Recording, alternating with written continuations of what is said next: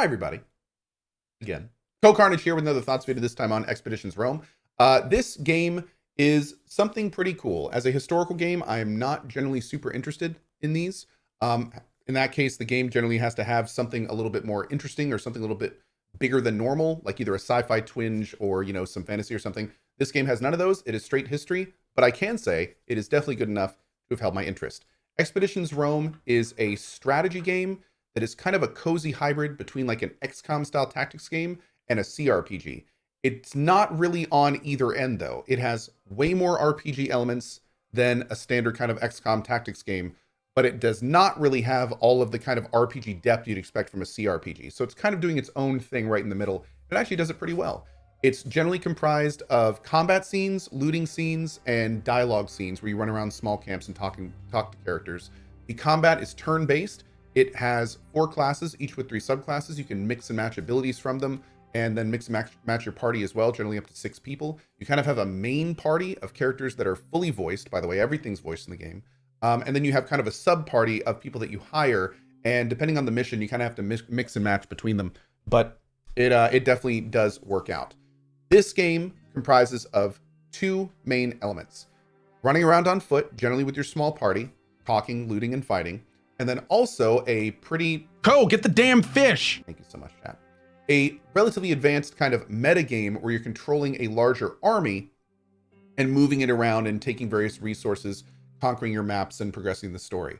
Now, on top of all this, the RPG elements really do come into shine with the actual story. There's a relatively big story in this game that not only keeps the game moving forward, but also has a relatively good amount of choice. So there are major decisions on who you capture, who you kill, how you engage in certain situations that may keep certain characters alive or not alive, and how that will impact the story later on.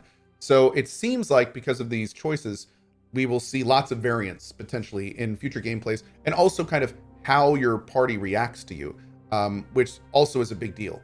Every character and every person in your party has different attributes, which are related to how their personality functions.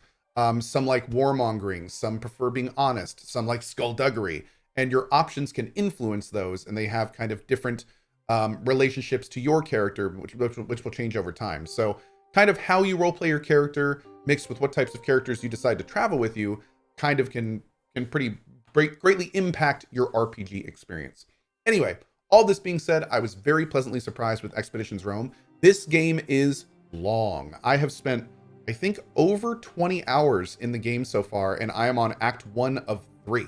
So it's the kind of thing where if you like this game, you will most likely get a pretty big playthrough out of this. I'm thinking like 50 to 70 plus hours, I'm hearing, which is pretty awesome considering that if you like the style of combat, there is a lot to do.